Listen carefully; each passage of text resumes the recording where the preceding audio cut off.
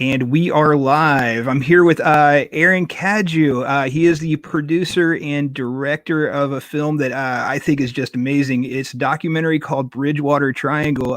Welcome, Aaron. Thanks for coming by. Thanks for having me. Yeah, man. So I have so many questions about the film, and I just watched it again. I just watched it for I don't know, maybe the 20th time. I just love it. I think it's just full of so many cool stories, and the people's experiences that you have in there is really cool too. I just want to jump in and ask, how did this come about? How did this whole Bridgewater Triangle thing come together for you, and why did you make the film? Well, I live locally. And I had done a short documentary on the Bridgewater Triangle when I was in college, which was more or less just a student film. And somebody had gotten their hands on a copy of it and uploaded it to Google Video, and it was marginally successful there. It got tens of thousands of views. And I kind of filed it away in the back of my head, if I'm ever, running my own business and, looking for a legitimate documentary film topic, the Bridgewater Triangle might make for a good one. And then fast forward to probably around 2009, 2010. I started laying the foundation to do it. Found out that Manny Familari, who's also from Massachusetts, was planning to do it.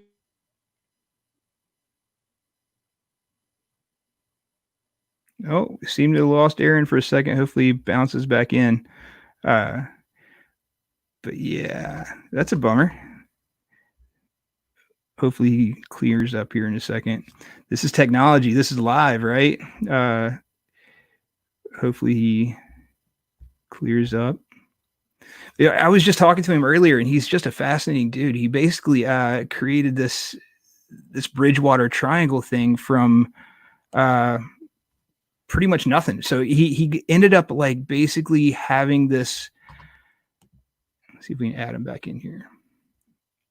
He started this thing back in college, and he made this video for college, and then it kind of blew up, and then it just got really crazy. So we're going to give him a few more seconds to hop on here. But the reason I'm talking to Manny, it's the other director. The reason I'm talking to Aaron today is we plan on doing this paranormal live stream, Stacy Brown and I. We're going to go out to the Freetown Forest and hopefully stay the night there. And I wanted to really get someone's point of view that had a lot of knowledge of Freetown. Yeah, man, it's all paranormal. It's paranormal. Swear to God, at first it was the cat, and then my computer just stopped. Dude, it's a triangle. It's a triangle. I got back as fast as I could. No worries. So I apologize. So basically, I'd done the documentary in college. Later on, running my own business, decided to reapproach the topic based on the success of the student film I had done. I'm a local guy, and selfishly, I was looking for a topic that I had access to without having to fly around, without having any kind of a budget, and figured the Bridgewater Triangle would be good to reapproach for a legitimate 90-minute documentary. Found out Manny Familari was interested in doing one as well, so we kind of joined forces, and that's how it happened. And like I said, selfishly, it was picking a topic that I knew if we did the film right, might gain a national following, and that's kind of what happened. I mean, it's been, I wouldn't say it's a smashing success, but it's been a successful film. Yeah, man, it's been successful for what, 7 years now? 7 years, yeah. We released it in October of 2013. So that's crazy. Coming up on 7 years, yeah. People just love this stuff, man. They love mystery. They love this this weird stuff that's happening in the triangle. Why do you think that is? Why do you think people are so intrigued about this area? I think because you're talking about a region that is defined. It's easy to see it because there's a defined region with, you can download maps and see where the different locations within the triangle are located. But I think it's because it has a little bit of everything. For people that are into UFOs, there's that, ghosts, true crime, urban legends, cryptids. So it's got everything in this 200 square mile region. And I think just people have fun with that kind of a thing. I think that's just as easy as that. What is it about this location, do you think, that causes all this stuff to happen? Like, you just went through like 5 or 6 different things that are typically just like little hot spots that are almost like compartmentalized in different locations. But in the triangle, we see like all of these things at once. Why is that? Like, through your experience, what's going on?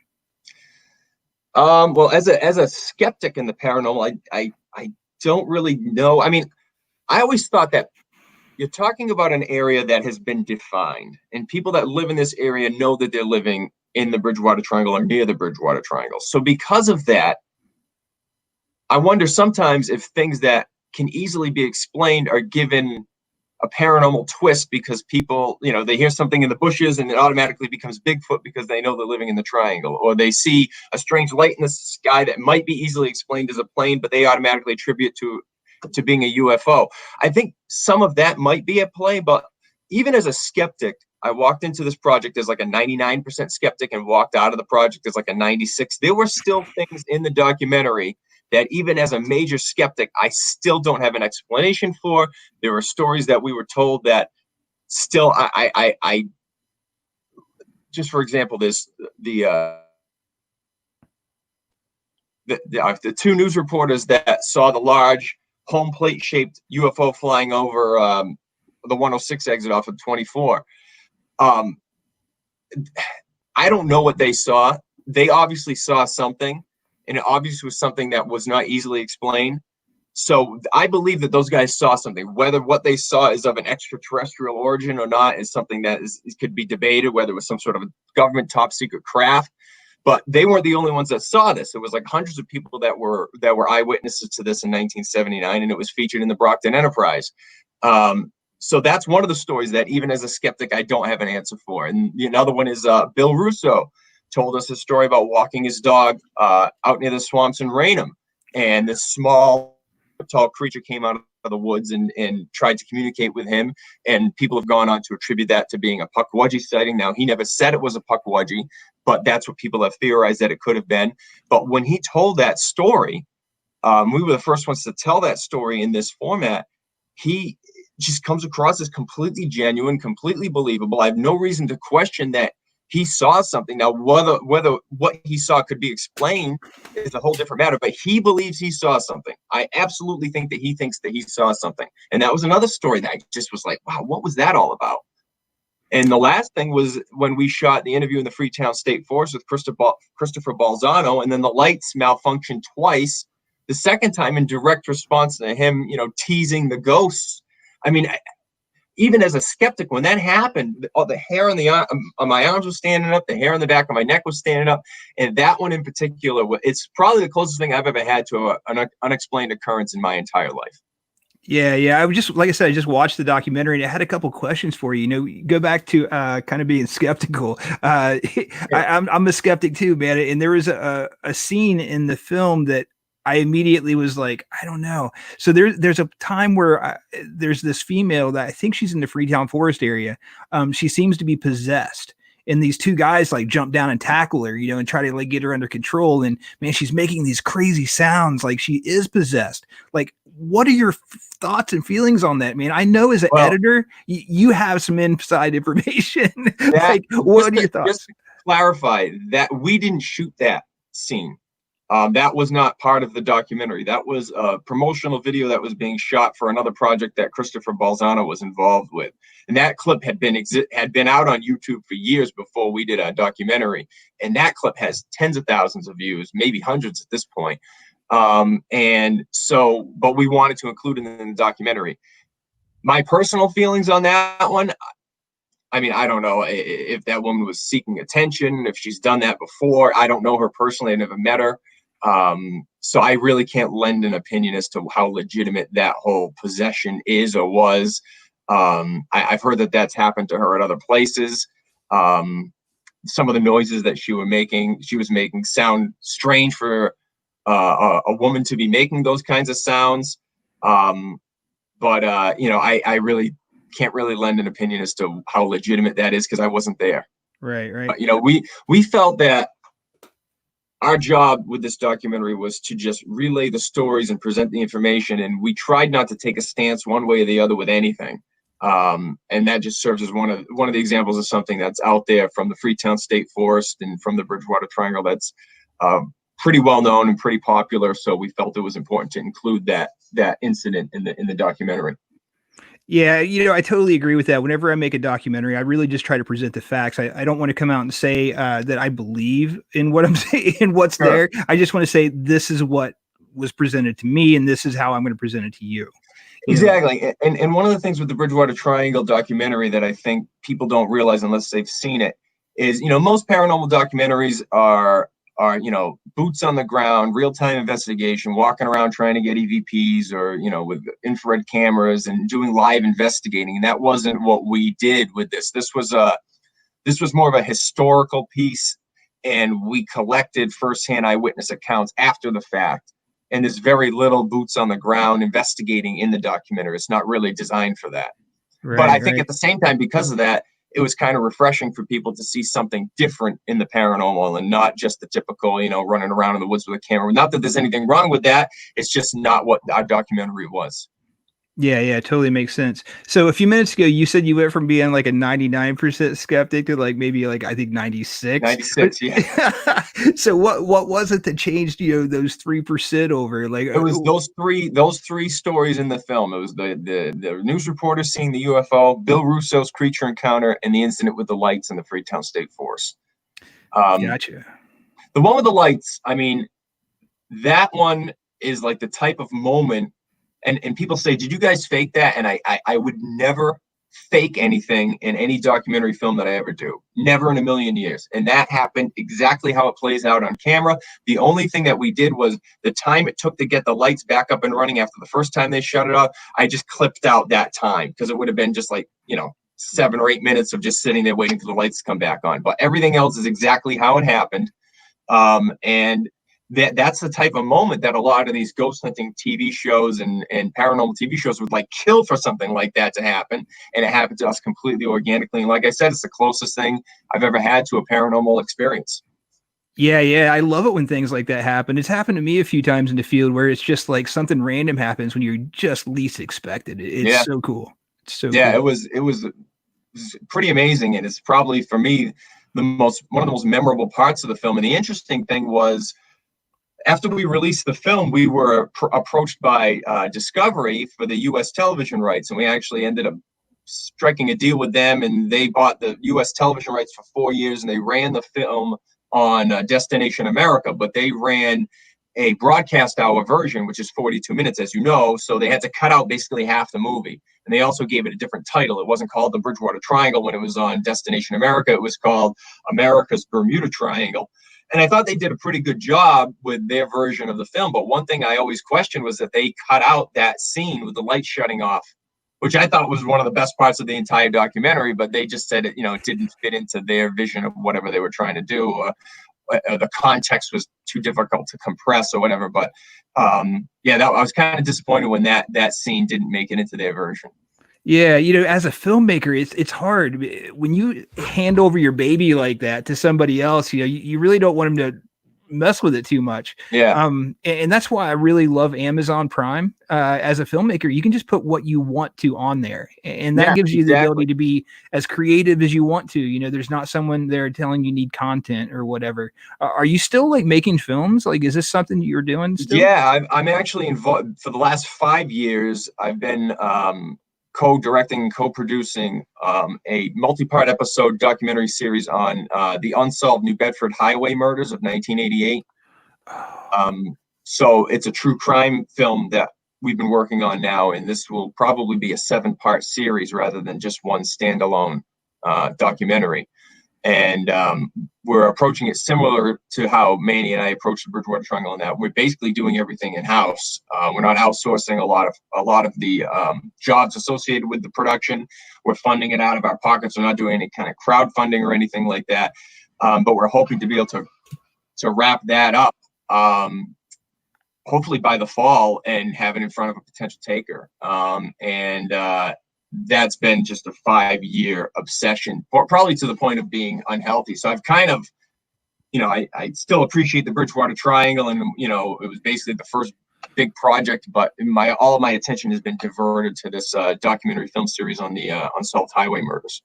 That's cool. I know that story too, and that is a fascinating story. And without giving too much information, do you think it was a serial killer, or do you think absolutely, 100%? Yes, I think it was a traditional strangulation serial killer, without a doubt.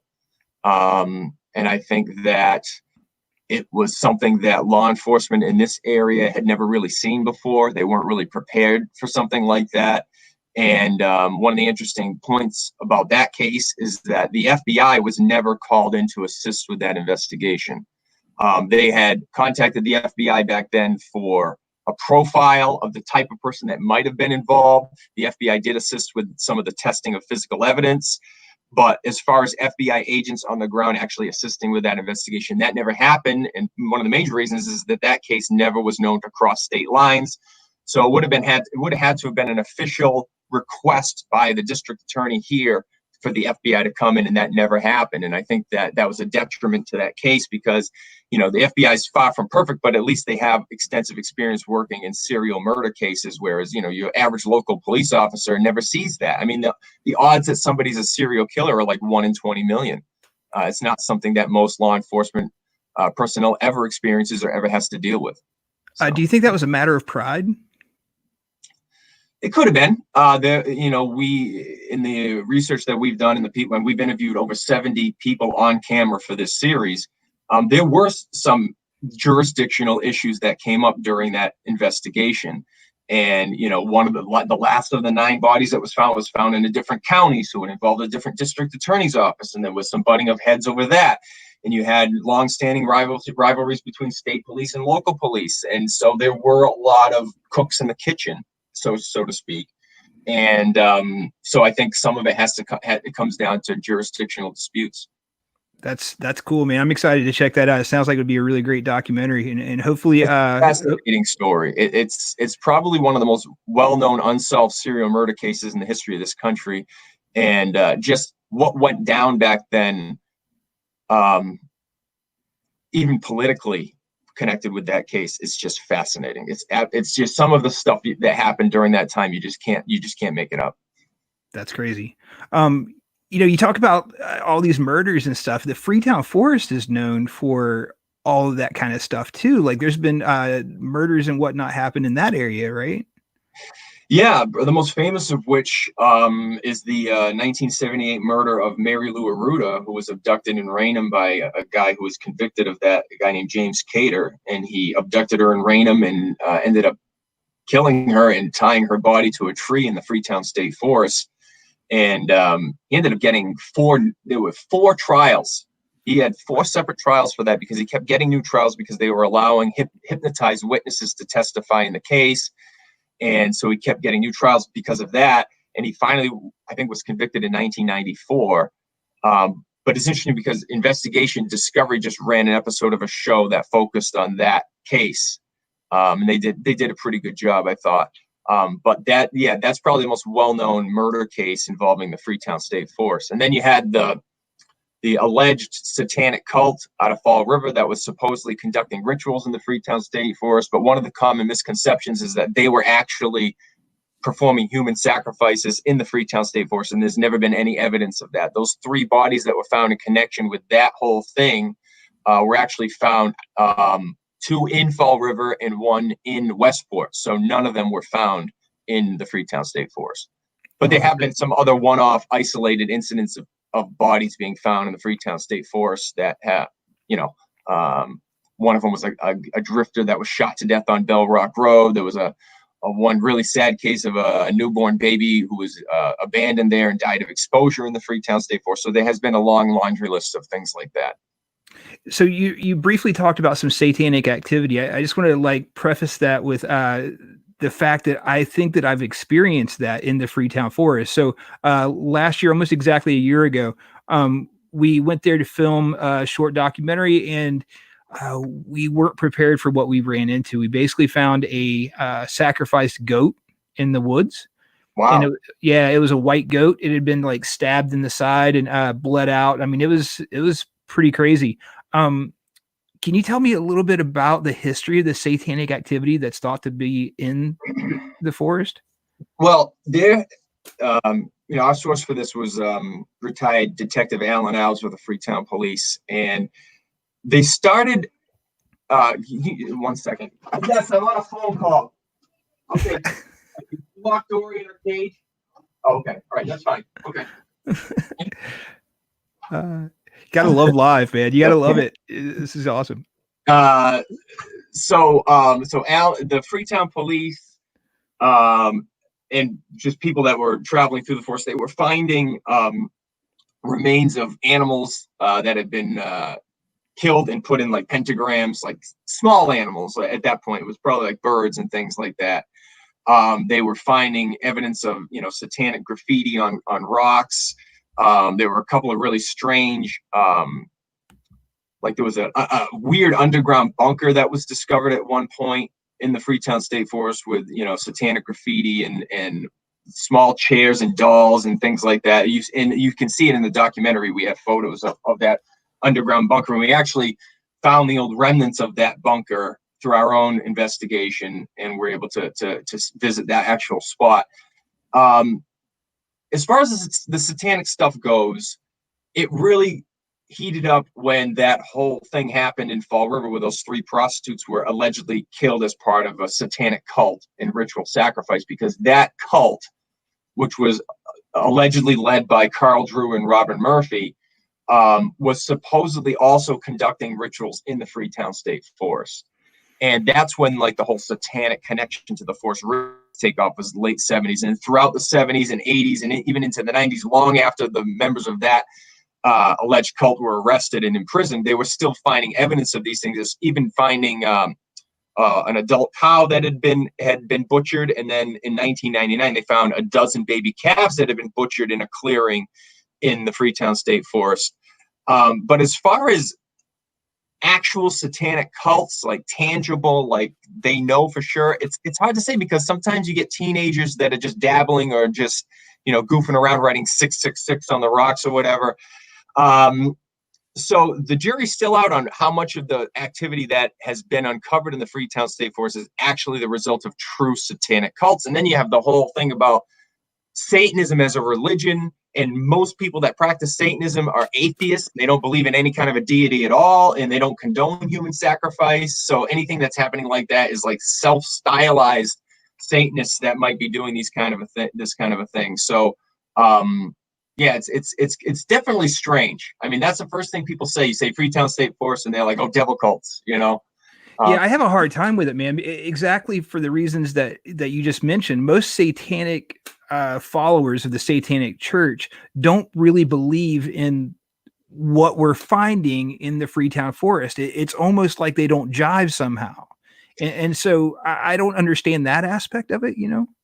Yeah, I mean, there's the whole satanic panic that happened back in the 80s. There was allegedly, all these underground satanic cults that were murdering children from daycares and doing all these human sacrifices, and it all ended up just being nonsense. It was all disproven. None of it was true. It was just massive moral panic, and a lot of what was being found in the Freetown State Forest happened during this satanic panic.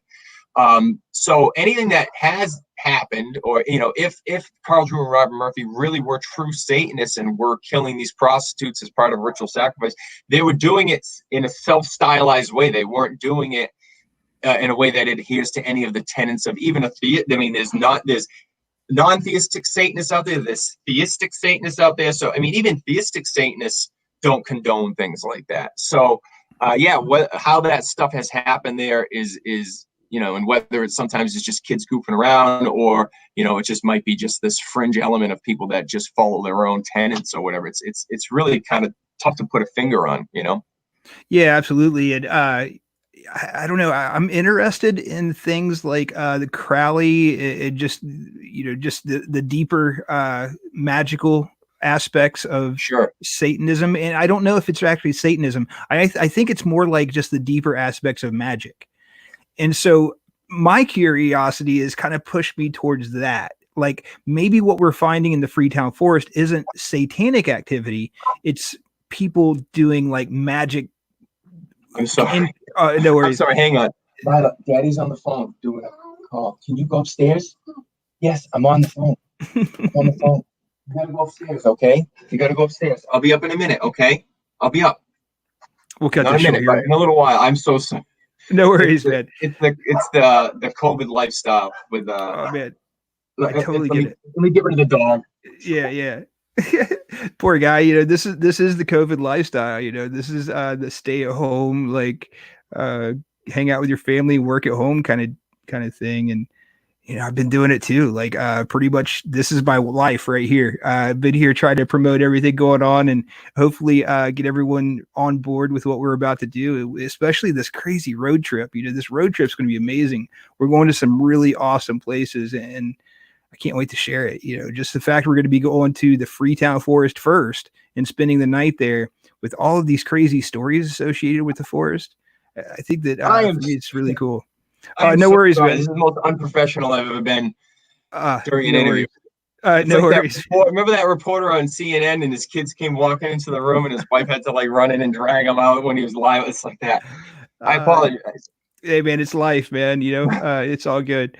But so do you think that what we're seeing in Freetown Forest is more just like a magic activity rather than Satanism? Because it doesn't jive, man. They don't... I mean, it could be, but even like people that practice like Wicca or White Witch, I'm not an expert on these things by any stretch, but I don't think they condone sacrificing animals. So if it's not Satanism, and then what ancient religion are they practicing where it's condoned to be, you know, doing these blood rituals essentially?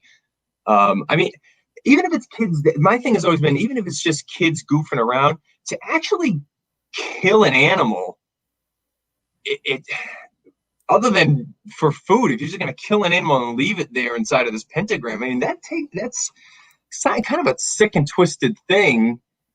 And you know, there's really, I don't know. I don't know enough about ancient magic and Aleister Crowley and all that stuff. I'm not an expert on that, so it's hard for me to say. Yeah, well, I know a little bit, and then they definitely have used in magic have used animals to sacrifice in order to appease gods, essentially. So, like, you know, I think that's interesting, and I feel really bad for the animals. And I don't know, it really freaked me out. I mean, get back to the Freetown Forest when we were there, and I found this goat. Well, I didn't find it. Other guy found it and called us over. But when we found it, man, it really freaked me out. It was like this pure white goat that was just covered in blood. It was just the craziest thing. And that's kind of why we want to go back there. And that's kind of why I brought you on today, because Sure. I wanted someone to kind of give me an insight to the Freetown Forest, because I'm about to go to spend the night there. And I guess really for me, the biggest question is, if you were going to go spend the night there and you, Aaron, wanted to have an experience, where would you go and what would you do? If I were going to spend the night there, it's such a massive piece of land, first of all. Where I would stay, I get the most popular spot in the Freetown State Forest is the Ledge. I don't know if you've ever actually been to the Ledge or not. What is the Ledge and why is it famous? Like the Ledge is a it's a 80 to 100 foot stone quarry that was carved out. They were pulling stone out of there, and some of it was actually used in the Newport mansions. And you actually can see in the documentaries towards the end of the film that we talk about the Ledge. But it's this massive stone quarry that leads into this like pool of water or pond that's supposed to be 80 to 100 feet deep in some parts. Wow. And this massive cliff that's a high cliff that just goes right down into the water. And actually somebody just got airlifted out of there because some kids sometimes try to jump off the ledge into the water, and a lot of them do successfully, but then you have these mishaps where people really seriously hurt themselves. But, you know, because of the ledge, there's a lot of like what I consider probably to be urban legends surrounding that location, that, you know, there's a woman in white seen, a ghost that's seen on the top of the ledge, and then she disappears, and she supposedly flung herself from the ledge because she was a jilted lover. And then there's stories of, you know, it goes back to Native American times and that it was a sacred place, but that's not true because that ledge wasn't carved out until, you know, the 20th century. Right. But it's still it's probably the most popular location in the Freetown Fall River State Forest. And anytime any of these shows or investigators go, that's where they flock to, is the Ledge. So as far as staying in the Freetown State Forest, if you're trying to stay someplace that's secluded, the Ledge would not be a good spot to do that because it's a very popular location.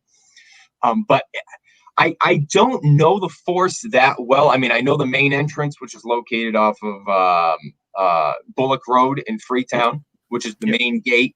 There's the picnic tables. I mean, and it is a great place to bring your family. There's a kiddie wading pool, the picnic tables, hiking trails, all that kind of stuff. I'm not trying to demonize the Freetown State Forest, Right. but there are just miles and miles of dirt roads that intersect one another through there. Part of it's the Freetown State Forest, and it spills over into the Copacabana Reservoir Reserve, the Watuppa Reservoir. There's all these like reservoirs and protected lands that intertwine there. But as far as where you would stay, I mean, I guess it would just be a matter of driving until you found a spot that you want to set up a tent and camp. And I don't even know if that's technically allowed or not, but I mean, I don't think it is. So we're probably not going to sleep. We'll probably just like, walk around, sure. but, we were there before, like I was saying, and, we were just driving around on the dirt roads. There was one time that, man, we saw something and even got it on film that I hate to even say it because I'm embarrassed. It would fit in with what people see when it comes to the puck wedgie. Sure. I don't want to keep you too long, but I really want to get your. Fine. My kids seem like they're okay now. So. All right, cool. So I want to get your take on the puck wedgie, man, because we saw something and got it on film. It was about, I'm going to say 4 feet high, and we watched it run off into the forest, and we gave chase. We ran after it. We weren't able to catch it, and we weren't able to see it well enough to really say what it was. But in your opinion, what is a puck wedgie, and do you really think they exist?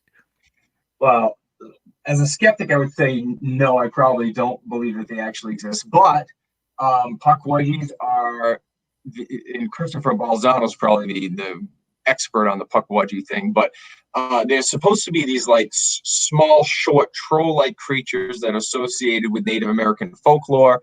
They supposedly possess these powers to like disappear, change shape. They have troll-like features like enlarged noses, long fingers, elf-like ears, pale blue skin sometimes. But then the descriptions describe them as being small, like almost like Bigfoot-looking creatures, which would fall more in line with what Bill Russo allegedly saw in Raynham, if you wanted to attribute that to being a puck wedgie. But the Freetown State Forest is supposed to be a puck wedgie hotspot. So much to the point that even the Freetown Police Department, as a gag, put up a puck wedgie crossing sign at the main entrance to the Freetown State Forest. And of course, it got stolen because it was a popular item. But everybody's well aware of the puck wedgie legend.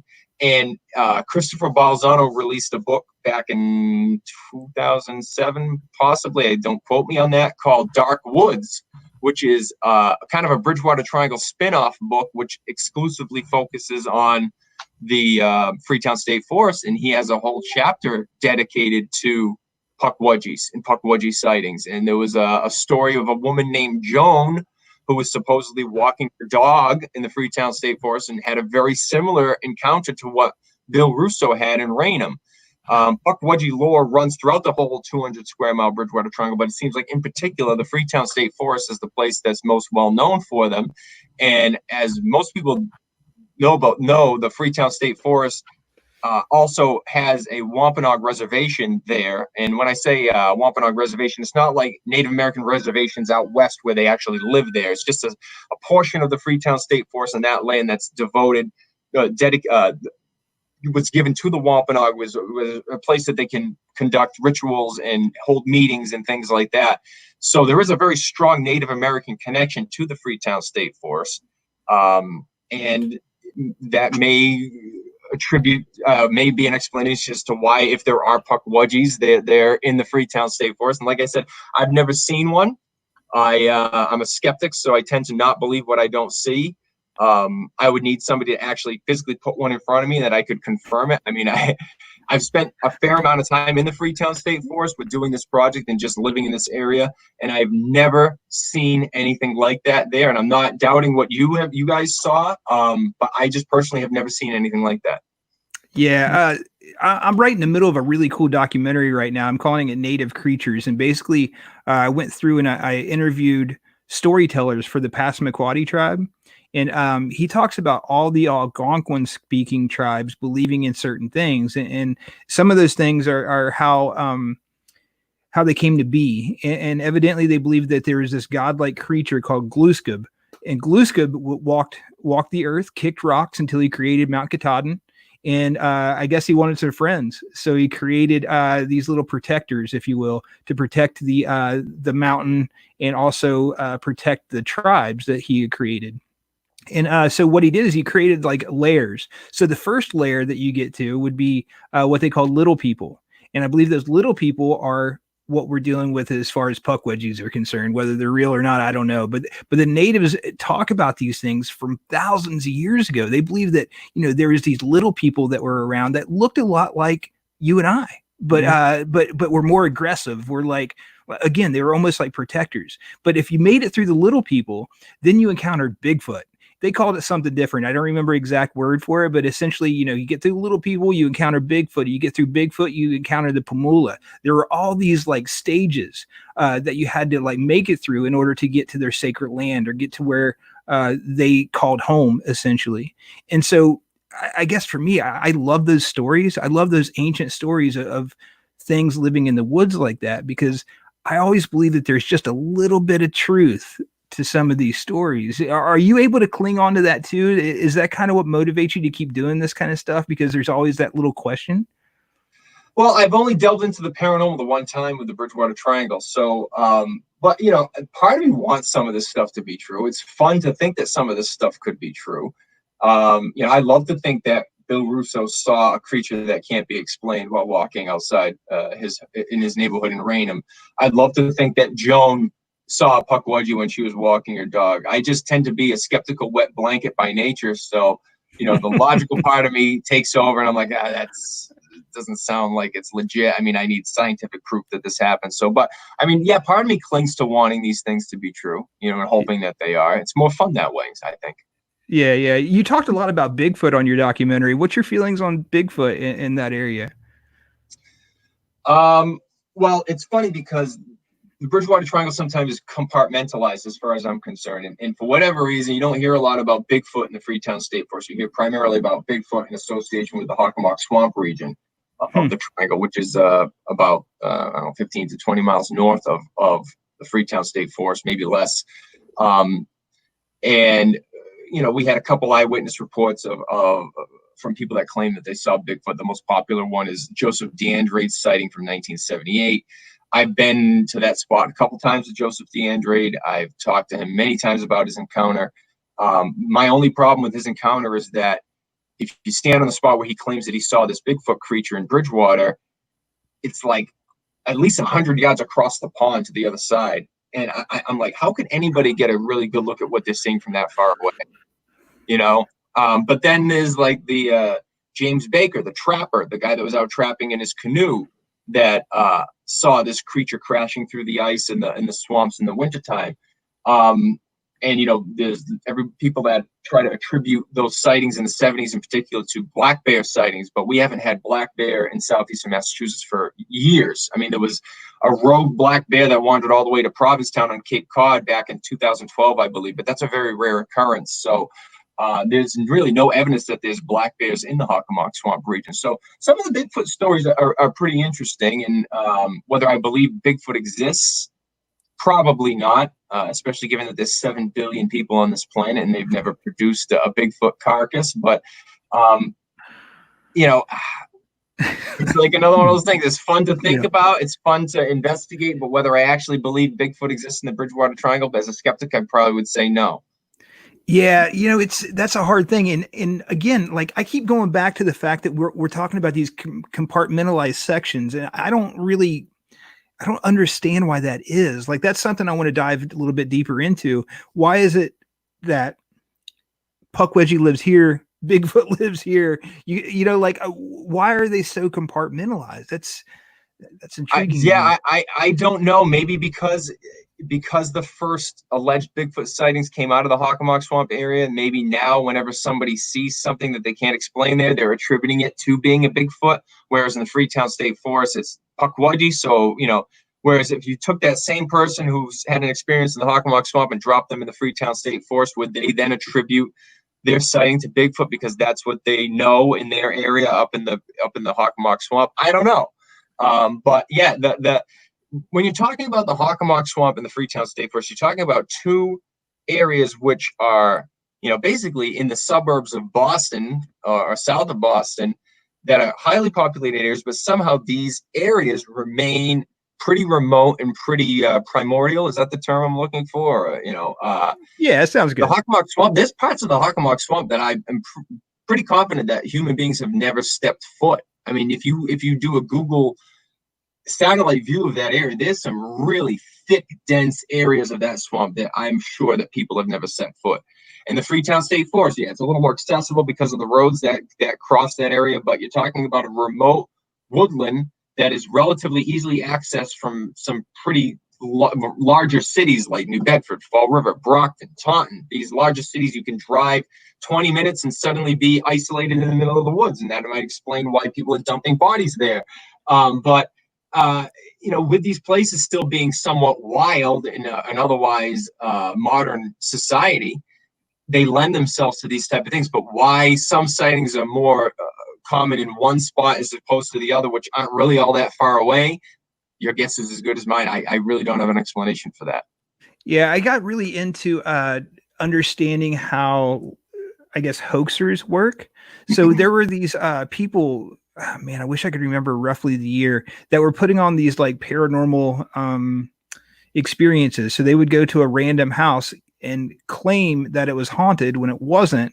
And then they would tell the people that got there this really elaborate story about the home being haunted and how like someone was killed there, the whole nine, and then they would take them in there, and then they would have experiences based on this fake story that they were told outside.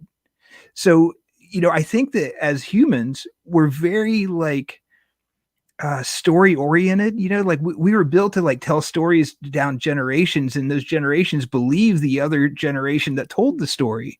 So maybe that has something to do with it, because we're telling people that the Hockomock Swamp is associated with Bigfoot, and then people go in and experience Bigfoot. We tell people that the Freetown Forest is associated with spirits and death, and just this terrible satanic thing that's going on there. But is it, or are we just programming ourselves? This is something that I've said. I've been on a lot of these shows and podcasts to talk about the Bridgewater Triangle, and that's something that I always have a problem with. Is the human mind is a very powerful thing, and the subconscious is very suggestible. And so if you're bringing someone to a location which you have already told them is haunted, and you give them the backstory and you give them the whole thing, when they walk into that place, they already have it in their mind. Even if they're a skeptic, it's still in the back of their mind, like, oh, this is where that they saw that giant pterodactyl creature. This is where that Bigfoot was seen. So you're just already on edge. And then every twig that you hear cracking in the woods, you're like, oh, in the back of your mind, it's like, maybe it's that Bigfoot creature. Even if you don't say it because you don't want to embarrass yourself, you can't deny it. It's in the back of your mind. So it's that chicken or the egg thing. Is the Bridgewater Triangle really a place that's putting out all this strange phenomenon, or is it that people are suggestible and automatically attributing everything that they experience to the unexplained and to the overall overarching concept of the Bridgewater Triangle? That's, if I were ever to do another documentary on the Bridgewater Triangle, probably would focus more on that aspect of it. Like, what's really happening here? Is it just preconceived notions? Is people's imaginations running away with them? And that's a really good point that you bring up. Is it that there's really something going on? Is it that just people that are already pre-programmed to believe that?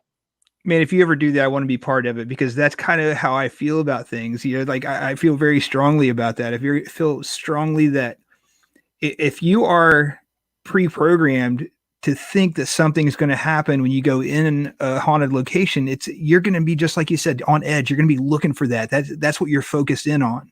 But I would love to do an experiment where I take, like, maybe, let's say, 5 different groups of people, take them into a house, but tell them 5 different stories before going into that house, and see if those 5 different groups get 5 different experiences. You know what I mean? So like, yeah. I would love to do an experiment like that, because I think that is like, I think that's important, because as a paranormal researcher, or whatever you want to call me, I really feel more like a filmmaker. I would rather tell somebody else's story than mine. Sure. But I want to know those things, man. I want to be able to like understand the human mind and what that means for us as filmmakers, and how we're going to tell people's stories. Does that make sense? Yeah, no, it makes perfect sense. And that's that same question comes up when talking about the Bridgewater Triangle. It's something that's always kind of especially as a skeptic, has just existed in my consciousness about, are people just attributing things that aren't really there because they've been told something prior? It's that same thing. And it would make for an interesting experiment for sure. Yeah, because that goes back to like Lauren Coleman's book. I mean, that thing came out in like it's like mid 80s, I think, something like that. Was it Haunting America? No, Mysteries America? Gosh, I can't remember. Autumn, I'll be done in a minute. I'm sorry. Well, Monsters and Mysteries America, was that what you were talking about? Yeah. So do you think that book changed people's perception of Mysterious America by Lauren Coleman? Yes. Well, Lauren Coleman is the reason that the term Bridgewater Triangle exists. I mean, he was, just to give people some background, he had moved from, I think, California to Massachusetts, and he's been into he's the world's probably most well-known cryptozoologist. So he studies the existence of animals whose existence has yet to be proven, like Bigfoot. And when he came to Massachusetts, of course, he started doing investigations here about cryptid animal sightings. And he started getting all these reports out of southeastern Mass. And out of the entire state, that's where most of the reports were coming from.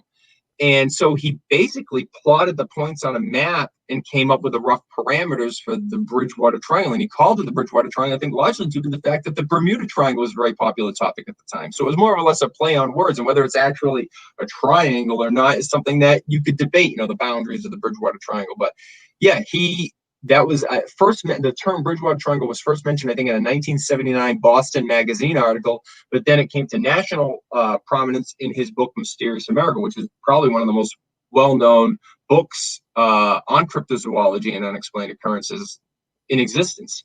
And so Lauren Coleman is really the reason why we have a name for this area. I mean, I think the reports of odd occurrences had existed long before he ever came along, but he's the one that packaged it into this easy to remember term.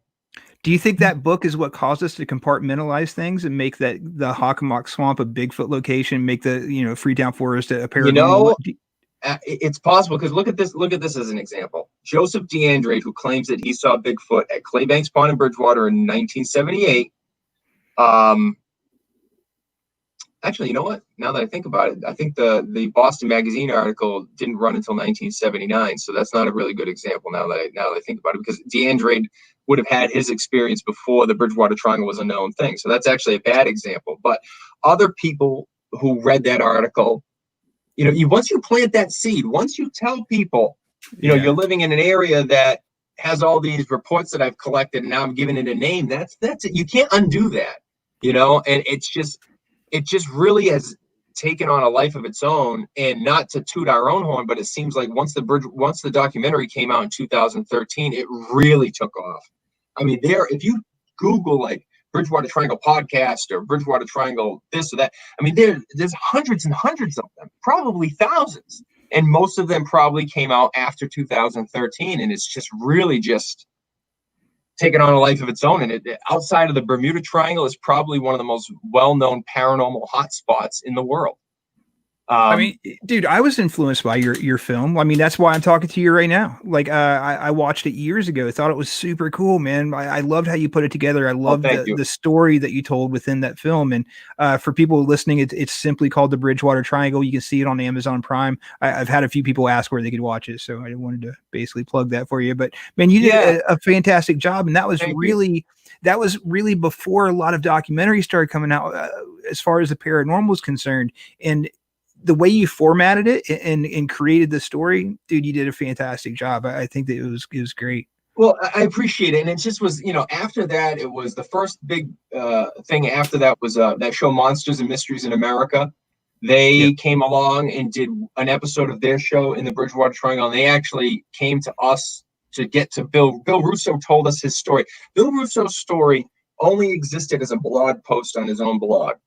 And I just stumbled across it one day. I was lucky enough to find it, got into contact with him and asked him, like, is this an actual true story? Is this something that you just wrote as a fictional thing? He's like, no, this actually happened.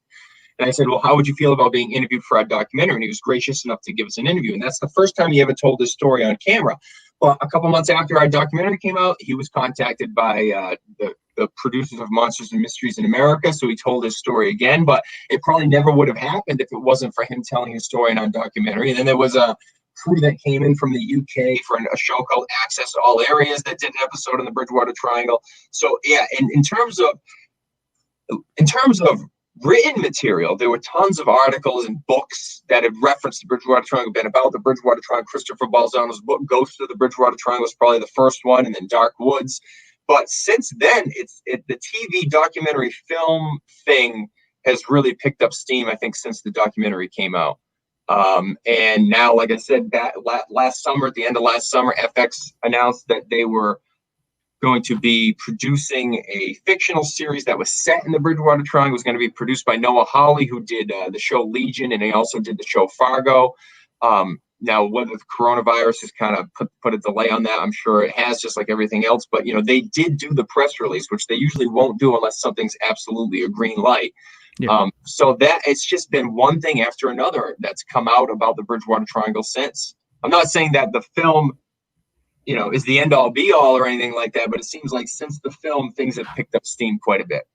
Oh, I totally agree, man. It's kind of like that seed that was planted, 7 years ago, and it's still growing. And I think that's fantastic, man. I think that's great for you as a filmmaker. It's going to help you that this next film that you're working on get legs and take off. I mean, I think this is great.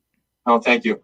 Yeah, it's the Bridgewater Triangle is just it's a fascinating topic just in the sheer popularity of it.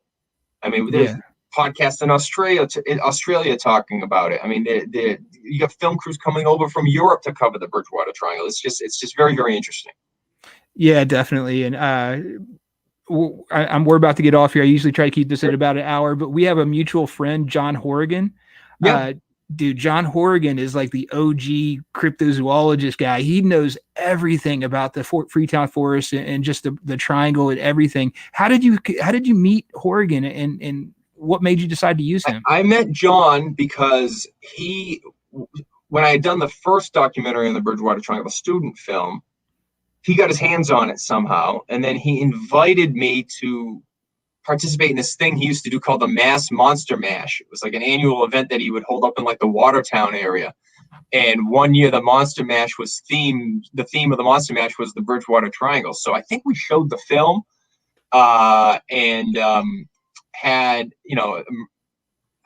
like a little table set up. We didn't even have merchandise back then or anything like that, I don't think. But that's how I met John. And I knew that he had done an audio CD, a Bridgewater Triangle audio CD that he had narrated, because he's got a great voice, as you know, and he does a lot of producing of various content, and he's a folklorist and things like that.